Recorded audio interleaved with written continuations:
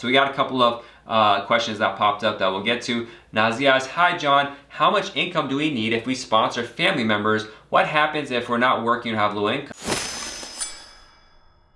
Well, if you're not working or have not enough income, then you'll need what's called a joint sponsor, or if you have a lot of assets, potentially you could do that, but usually a joint sponsors need another person that's going to take on as well the responsibility of an affidavit of support sponsor.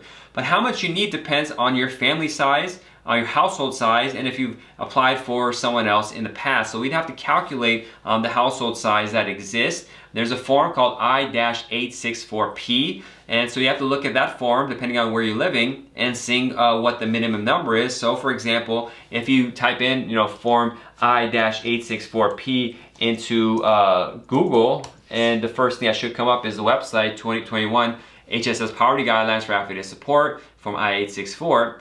And they separate Alaska and Hawaii. They have different financial things for there, but let's say you're in mainland, and I was early in the show talking about what's considered part of America. This actually specifically says, so for the affidavit support, it says if you're living in the 48 contiguous states, excluding Hawaii, Alaska, District of Columbia, Washington, D.C., Puerto Rico, part of the U.S. Virgin Islands, Guam, and the Commonwealth of Northern Mariana Islands. So those are stuff we talked about earlier. They're part of the United States. But if you're living there, and let's say you're a person that got married with a foreign person, you want to do affidavit support, you have no kids, you're not on your tax returns, the U.S. person is not doesn't have any dependents, so it's you and the foreign person. The amount you have to make right now is $21,775. This is December 2021. Now inflation is going to happen. These numbers are probably going to go up. But let's say you're married and you're bringing like a brother in. So it's like you, your spouse, and you bring your brother in. That's 3 people. The number jumps up to $27,450, and essentially there's $5,000 more per person after that.